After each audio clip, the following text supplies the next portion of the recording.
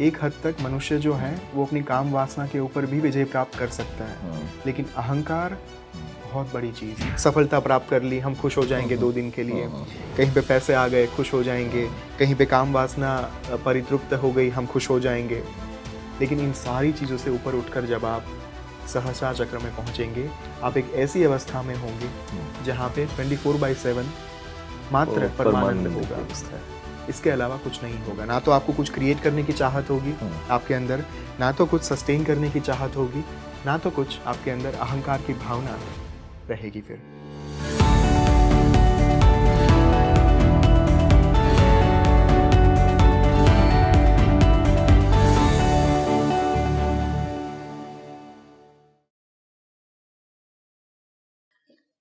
गुरुर्ब्रह्मा गुरुर्विष्णु गुरुर्देवो महेश्वरः, गुरुः साक्षात् परब्रह्म, तस्मै श्री गुरवे नमः। स्टूडियो में आज हमारे साथ मौजूद हैं परख ओम भट्ट, जिनका परिचय आप लोगों ने बहुत सारे वीडियोस में बहुत पहले से देखते चले आ रहे हैं।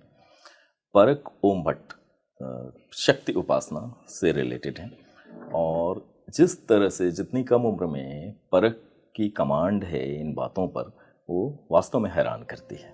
स्वागत है परख ओम भट्ट आपका स्पीकिंग ट्री के इस प्लेटफॉर्म पर। Thank you Ram ji, truly means a lot मुझे यहाँ पे बुलाने के लिए। सवाल है मेरा, मैं आपको परख कहूँ या ओम कहूँ? आप परख कह सकते हैं क्योंकि ओम मेरे गुरु का नाम है। अच्छा, ओके। परख, देवी भागवत से आप कनेक्ट हुए निश्चित रूप से कि आपने शक्तियों की उपासना के संदर्भ में सिद्ध कुंजिका स्तोत्र की शक्ति और ताकत को महसूस किया होगा। एक आम इंसान होने की वजह से मेरे मन में भी ये ख्याल आता है, सिद्ध कुंजिका स्तोत्र को अगर सप्तशती में कही जाए ये बात, न कवचम न अर्गला स्तोत्रम न कीलकम न सूक्तम न ध्यानम चन्ना चुन वचनम कुंजिका पाठ मारते हैं दुर्गा पाठ फलम लभेत।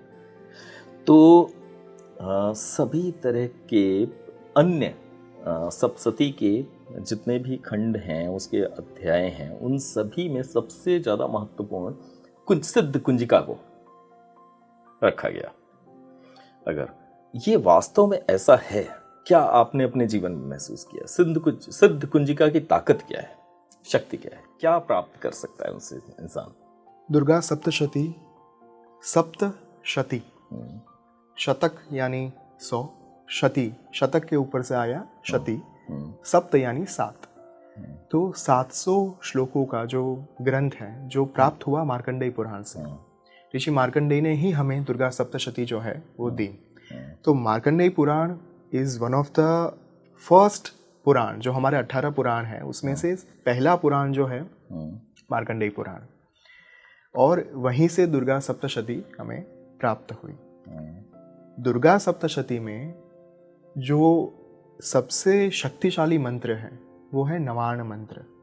नवार्ण मंत्र जो है 9 वर्ण का मंत्र। वर्ण यानी अक्षर, लेटर्स। ओम ऐं ह्रीं क्लीं चामुंडाय विच्चे। अब राम जी, आपने जो एक सुंदर बात कही, दुर्गा सप्तशती 12 साल की उम्र में मेरे जीवन में सबसे पहले वो ग्रंथ का प्रागट्य हुआ, जब मेरे पहले मेंटर ने आकर दुर्गा सप्तशती मुझे दी और कहा कि आपको इसमें से कुछ कुछ प्रयोग जो है वो करने हैं आगे जाकर। मैंने तो सिर्फ उनकी बातों का पालन किया, लेकिन माँ की उपासना की सुंदरता ही यही है कि जैसे जैसे आप आगे बढ़ते जाएंगे वैसे वैसे ग्रंथ अपने आप रिवील करेगा माँ की शक्ति को। दुर्गा सप्तशती जो मैं 12 साल की उम्र में समझता था और आज मेरी जो समझ है उसके बारे में, वो बहुत अलग है, बहुत ज़्यादा गहरी हो चुकी है। सिद्ध कुंजिका स्तोत्र जो मैंने आपको नवार्ण मंत्र कहा, अगर आप सिद्ध कुंजिका में ही अगर आगे बढ़ेंगे तो आपको ज्ञात होगा, एक बहुत सुंदर श्लोक आता है, ऐंकारी सृष्टि रूपाय ह्रींकारी प्रतिपालिका क्लिंकारी कामरूपिणे बीज रूपे नमोस्तुते चामुंडा चंड घाती च यैकारी वरदायिनी विच्चे जाभयदा नित्यम नमस्ते मंत्र रूपिणी। हमने नवार्ण मंत्र की बात की, ओम ऐं ह्रीं क्लीं चामुंडाय विच्चे। यहाँ पे माँ अपने स्वरूप को प्रकट कर रही है सिद्ध कुंजिका स्तोत्र के माध्यम से।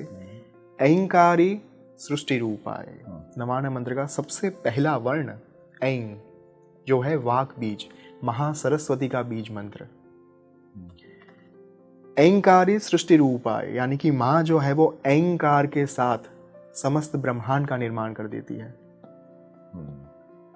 फिर ह्रींकाली प्रतिपालिका जो नवान मंत्र का दूसरा वर्ण है ऐं ह्रीं क्लीं।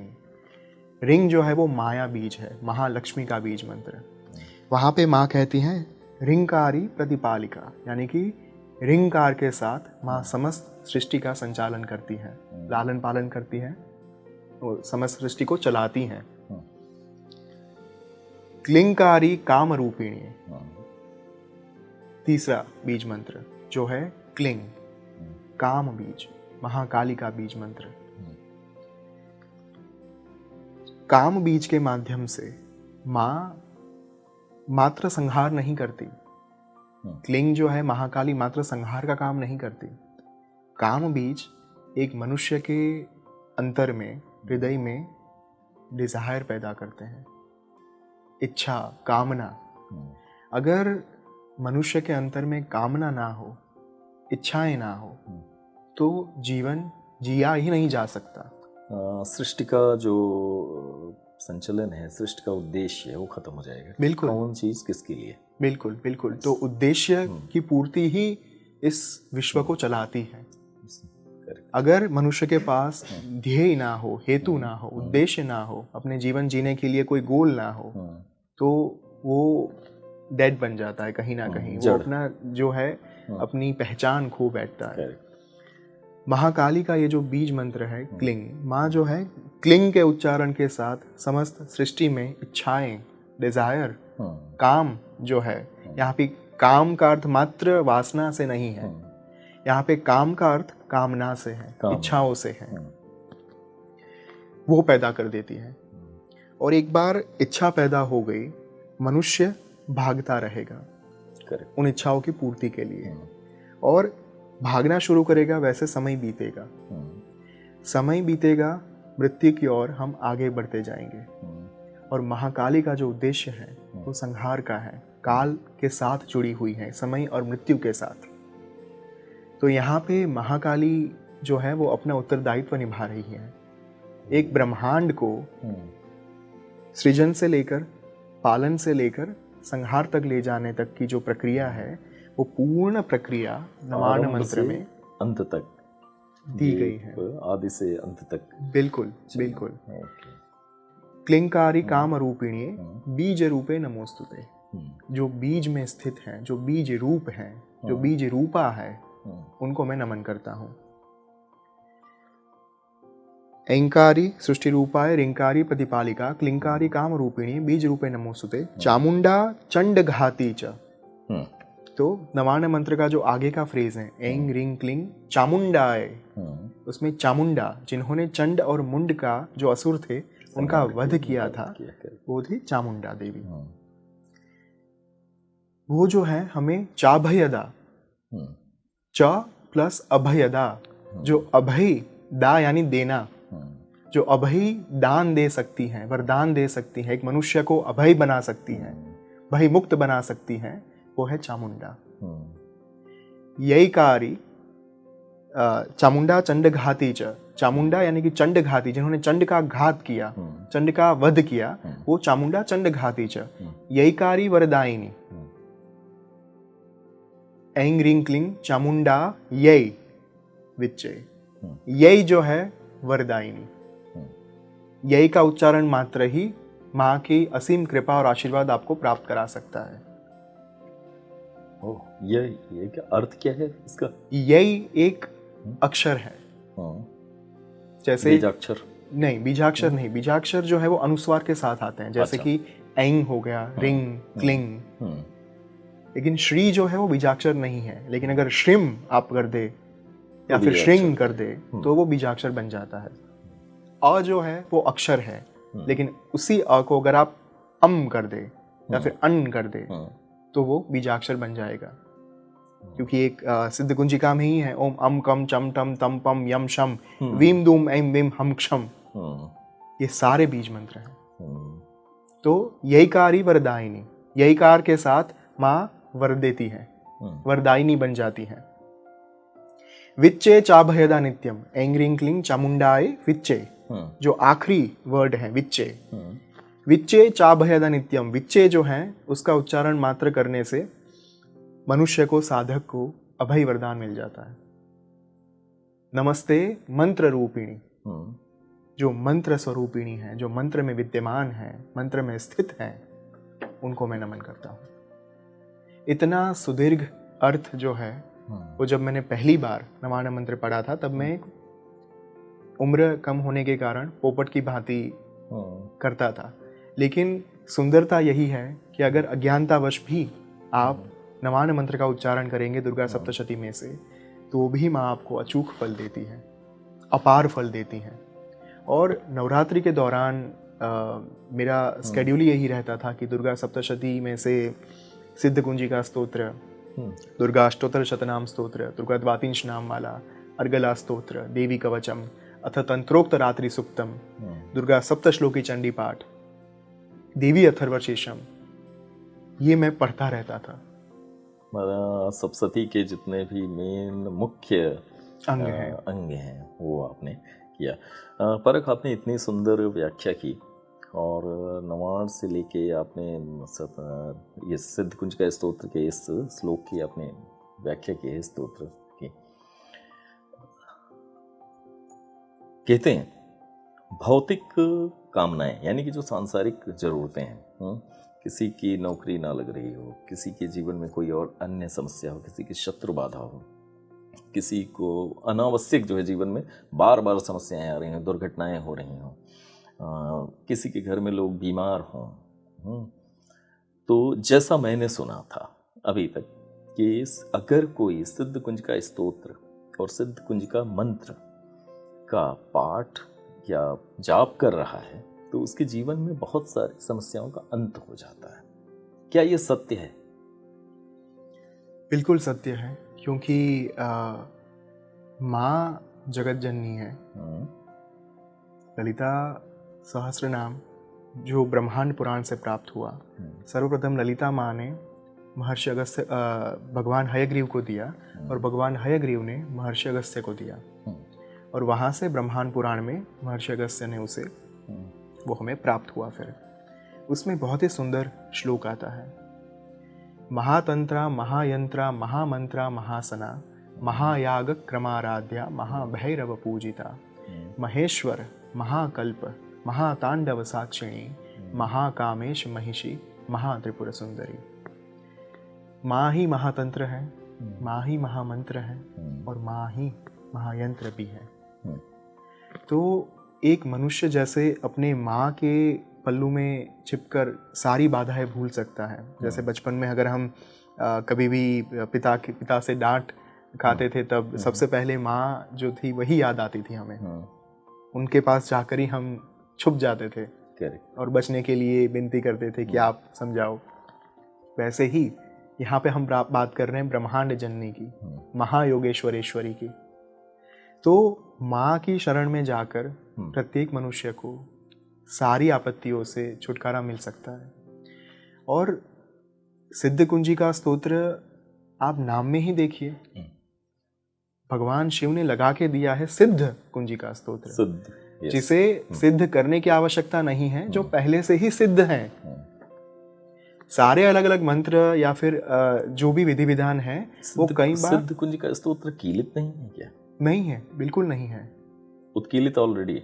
बिल्कुल। आपने ही एक बहुत सुंदर श्लोक कहा न किलकम, उसके लिए किलक, न्यास, मुद्रा, विनियोग किसी की आवश्यकता नहीं है। अच्छा, इसीलिए सिद्ध कुंजिका स्तोत्र को काफी महत्ता मिली हुई है। इसीलिए भगवान महादेव ने भी कहा, गोपनीयम प्रयत्न न स्वयोनिरीव पार्वती मारणम मोहनम वश्यम स्तंभनो चाटनादिकम। इसे हो सके उतना गुह्य रखने का प्रयास करिएगा माँ पार्वती, माँ महादेवी। अगर एक अयोग्य साधक के जीवन में ये जो है सिद्ध कुंजिका स्तोत्र अगर आ जाता है तो भी बहुत सारे लोगों को ये आज की विडंबना है कि जब हम सिद्ध कुंजिका की बात करते हैं, नवान मंत्र को ऑन कैमरा जब हम कहते हैं, तब लोग आके ये कहते हैं कि आप मंत्रों का उच्चारण आपको नहीं करना चाहिए। लेकिन मैं ये कहता हूँ कि मंत्र का उच्चारण करने से ही अगर व्यक्ति अपने अयोग्य उद्देश्य जो है उनकी पूर्णाहुति कर पाता तो आज पूरा भारत ये कर रहा होता। तो सिर्फ मंत्र का उच्चारण एक अयोग्य साधक को वो सत्ता नहीं देता। मंत्र देवता और देवी के अधीन होते हैं, दैट इज फॉर श्योर, किंतु अंतर की शुद्धता, पवित्रता जो है वो मैटर करती है।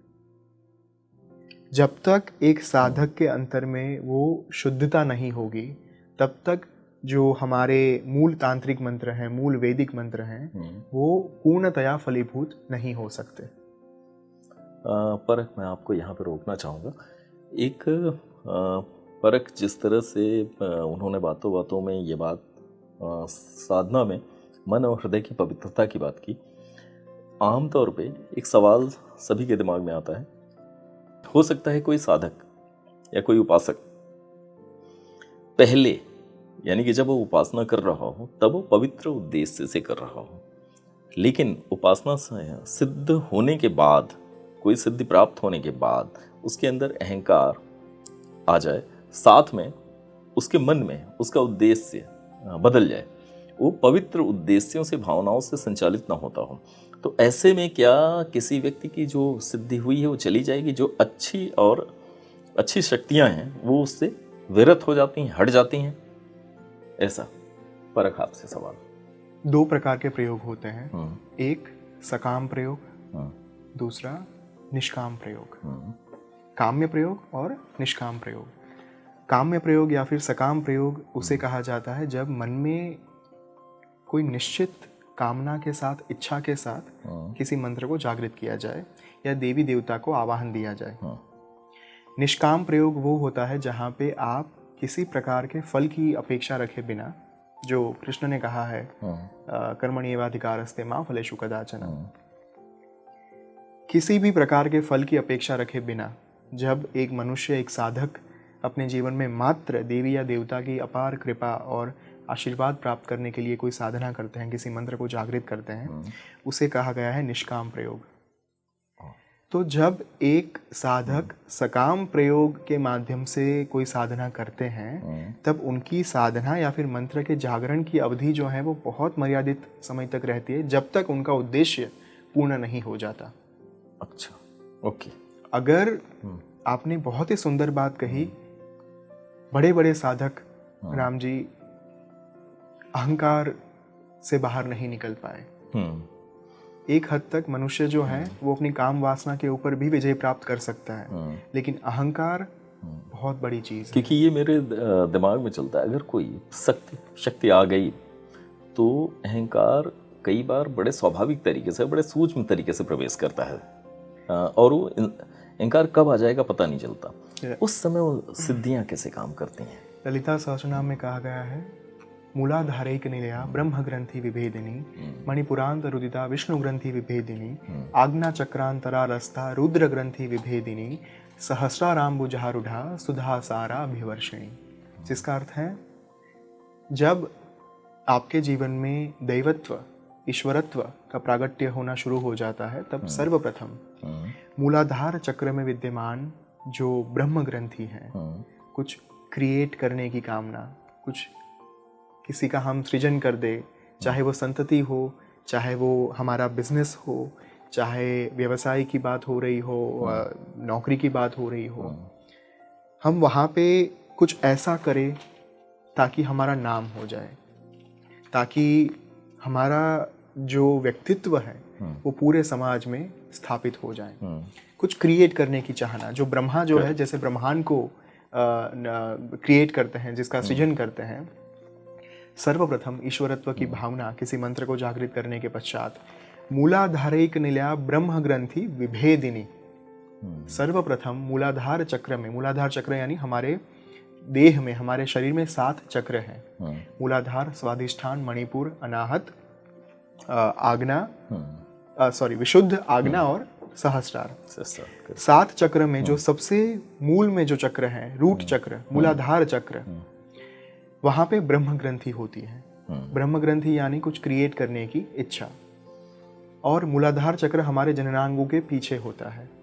तो मनुष्य ज्यादातर अपने जीवन में काम वासना से पीड़ित होकर भागते रहते हैं, और कुछ क्रिएट करने की जो इच्छा है उनके अंदर, जो कुंडलिनी शक्ति मूलाधार चक्र में सुषुप्त अवस्था में पड़ी हुई है, वो शक्ति उन्हें बार बार प्रकृति का जो मूल स्वभाव है बढ़ते रहने का, ग्रोथ करना, वो करने के लिए मनुष्य को प्रेरित करती है।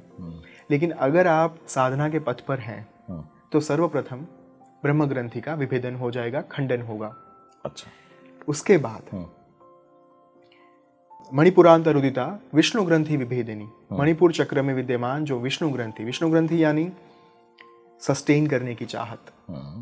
हमने पा लिया सब कुछ भगवान की कृपा से, ईश्वर के आशीर्वाद से, हमारी मेहनत से हमने एम्पायर खड़ा कर लिया, मान लीजिए। लेकिन आज हमने कितने सारे लोग ऐसे भी देखे हैं जो एम्पायर खड़े करने के बाद उस एम्पायर के प्रति अपना मोह छोड़ नहीं पाते। करेक्ट। उनको फिर भी ये लगता है कि ये सब कुछ मैं साथ में लेकर जाऊंगा, ये सब कुछ मैं टिका कर रखना चाहता हूँ, चाहे कुछ भी हो जाए, मेरी प्रतिष्ठा को हानि नहीं पहुंचनी चाहिए, ये जो मैंने इकट्ठा किया है वो सब मैं अपने पास रखूंगा। वो एक आसक्ति, उससे मुक्त नहीं पाते।